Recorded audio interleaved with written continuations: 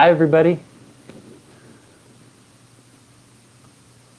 Just want to make a quick shout out to my nieces and nephews out there, Ben, Zach, Melanie, Joshua, Hazel, and Margot. I hope that we get to explore a pond like the people in this book the next time we visit.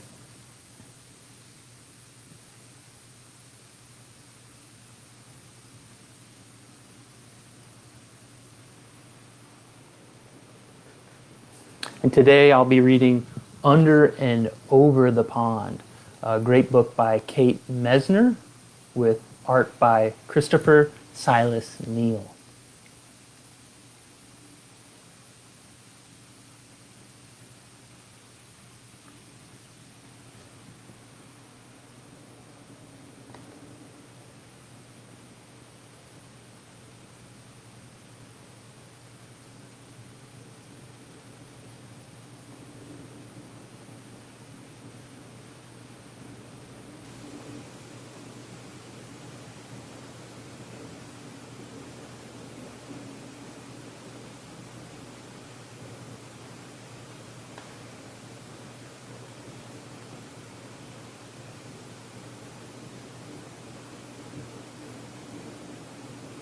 So this is my first time going live. Oh, nice. So there are people out there, I hope. Yeah, this is a great book. I actually got it at New Hampshire Audubon's nature store at the McLean Center, which is a great place to get gifts that inspire connection to nature.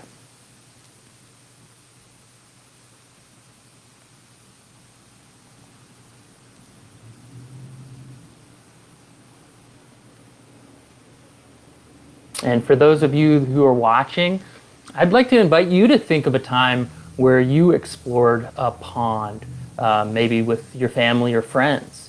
And think about what you noticed while you were there, and maybe what made you wonder more, what you wondered more about while you were there at that pond. And maybe you were on a boat, like the people in this story, or maybe you were just walking around the edge. So as we wait for other folks to join, I'll tell you a little bit about the pond nearest to me. So I live in Pennacook, and almost from my window I can see the Boscawen Town Forest, and there's a great pond there kind of in the middle of this forested area that I've seen a lot of the animals that are mentioned in this book there. And it was built by this beaver, and you can see the lodge out on the water, and I've seen mallards there, and mergansers, and belted kingfishers, and there's this one spot where you can stand below the beaver dam, and you're looking up, and you're actually looking out, and you're underneath the water in a way that you are I was just in awe of the amount of engineering that this beaver was able to construct this dam for its habitat, and at the same time create this new habitat for a whole other group of plants and animals that wouldn't have been able to live in that forest with just the stream going through. And also at that town forest, there are these little vernal pools that amphibians use for their breeding habitat. And I went there in late March, one of the first kind of warmish, but not too warm nights where it's rainy and the salamanders come out of their hiding places, and they breed in these pools that are only there for the winter and the spring, and they dry up in the summer and fall. And I saw and heard wood frogs and spring peepers and a whole bunch of redback salamanders, and even the big Goliaths, the yellow spotted salamanders, which were really cool to see, especially because they live underneath the ground for the rest of the year, so you really can only see them a few nights a year. But actually the most interesting thing that I saw on those nights where I went out was these fairy shrimp. And I was just looking into the pond with my headlamp, and something caught my eye that looked like a tiny little crayfish. And I was like, what is that? And I stood there and I waited and tried to get a closer look, and more would come. And I think they were attracted to the light of my flashlight. And it was just so amazing to see, I would say like almost 100 of these little tiny crustaceans. And I later learned that that's an indicator of good water quality. So I felt really good about all of the other animals that call that vernal pool its home. So if you have any interesting experiences where you were at a pond and observed and wondered more about what you were observing, go ahead and talk about that to the person that you're watching this video with. And if you're so inclined, go ahead and write that in the comments section. But I see that I'm a little bit over time, so I'm going to go ahead and get started and introduce myself. My name is Marc. I'm the grants manager at New Hampshire Audubon, and I feel really lucky to be able to work for such a great organization and great people. And I work with everyone throughout the entire organization to develop new projects to achieve our mission, and then pitch those projects to funders like private foundations, state agencies, and sometimes even federal agencies. And if you didn't know, New Hampshire Audubon is a state-based environmental nonprofit that is completely independent from National Audubon. And we rely on members and donors like you to support our charitable mission in connecting people to nature, researching and conserving species in peril, managing 10,000 acres of wildlife sanctuaries throughout the state for habitat and recreation, and advocating for sound environmental policy in the New Hampshire State Legislature. And I'm here today because of our donors and members that support us. And we also have this huge network of over 2,000 volunteers that assist us with wildlife monitoring, ambassador animal care, environmental education, and gardening and sanctuary management throughout the state. And if you're a volunteer, member, or supporter of New Hampshire Audubon, I would like to personally thank you for your support. And if you'd like to find out ways to become a member, volunteer, or supporter, please check out our website, nhaudubon.org. And without further ado, I'm going to start the reading of Over and Under the Pond by Kate Messner, with art by Christopher Silas Neal.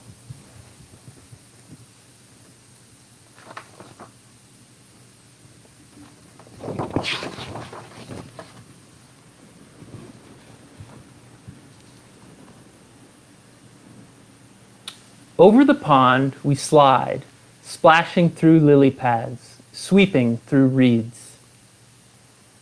And there they are in their boat, exploring the pond. The water's a mirror, reflecting the sky, sunshine and clouds, then a shadow below. What's down there, I ask. Under the pond, Mom says. And this is just a great example of that, noticing something and then wondering more about what it is. So this boy saw a shadow and then wondered what was down there. And his mom says, under the pond is a whole hidden world of minnows and crayfish, turtles and bullfrogs. We're paddling over them right now. So there they are up in their boat, and they're looking down. And what do they see? The turtles and fish and bullfrogs.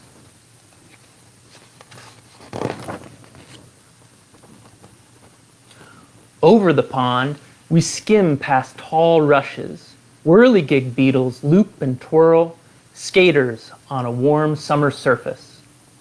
Under the pond, Minnows dart through waving forests of grass, while a brook trout lurks, ready to lunge. That brook trout really does look hungry with the teeth.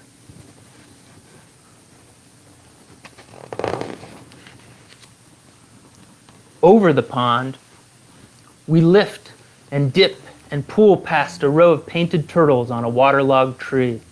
1, 2, 3. They slip off and away, splash, gurgle, sploosh, under the pond. Have you ever seen a painted turtle jump into the water? I have. Maybe that means I got too close to it. And there's our mallard up there and a common loon as well. Over the pond, cattails rustle and shush in the wind. Listen close. Conkery! Red-winged blackbirds race by. One has grass for her nest. Under the pond, a caddisfly larva builds a home of her own, a secret shelter of pebbles and sand. And there's that caddisfly larva right there. These things are amazing. They build their own homes, and they just carry them around as they move underneath the water on the bottom of the pond looking for food. It's a great way to stay camouflaged and stay protected.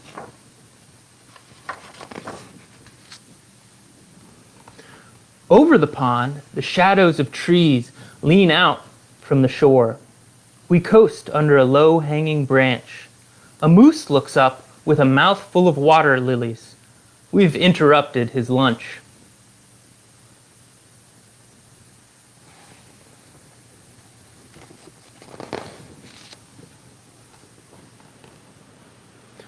Under the pond, beavers dive deep. They pump with powerful tails and rise to the surface with delectable roots from the mud. There's that beaver. Over the pond, the wind gives us a push and stirs the light dappled leaves on the shore. There, on a branch, a new goldfinch teeters, finally ready to fly. Under the pond, tadpoles are changing, learning to hop.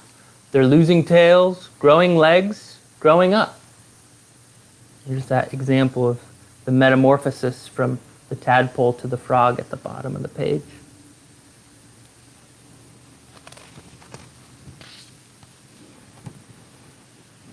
Over the pond, there at the shore, tall and silent and still, a great blue heron stares into the deep. It tenses, takes one long-legged step, and there we are, watching the blue heron, great blue heron. What do you think it's going to do? It's sitting there above the water. It's looking for something. It strikes! It catches a wiggling quicksilver minnow from where it was hiding underneath the pond. Have you ever seen a great blue heron hunt? It's amazing that they can see those fish and just grab them.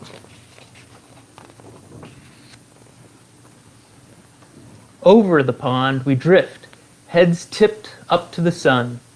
A woodpecker clings to a teetering pine, digging for ants. And I love this perspective of the trees looking down at us in the boat and the woodpeckers in the pines.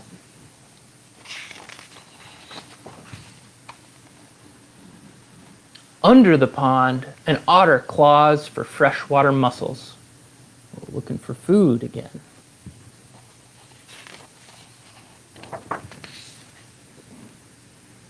Over the pond, a sleepy dragonfly lands for a rest. His spindly legs tickle my knee. Under the pond, dragonfly larvae watch what swims by. They catch minnows in monster-fast jaws. And if you've ever had an opportunity to do the ponding program at New Hampshire Audubon, you might find some of these, and it is amazing. Their jaws are almost like hands that come out and can grab their prey items. And it's amazing that little insect larvae can actually catch minnows.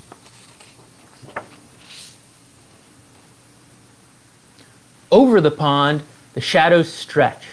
Ospreys circle on quiet wings. Raccoons and mink stalk the shoreline for supper. Under the pond, with a flip of a tail, a crayfish disappears into the dark. And I was covering that with my finger. Here's that crayfish. Getting away from that raccoon, trying to get it.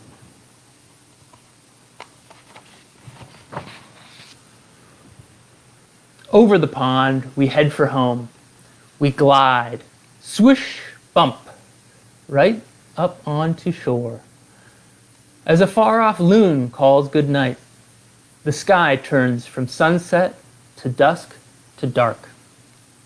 Night settles over the pond, the prowling catfish and drowsy turtles, the scuttling crayfish and tadpoles turn frogs, wading herons and stalking raccoons.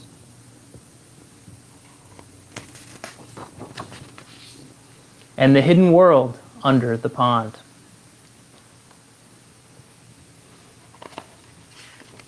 And so the author goes in really good detail of some of the other interesting factors of those animals. So if you have any animal that you'd like me to read more about, go ahead and think about the animals and go ahead and chat.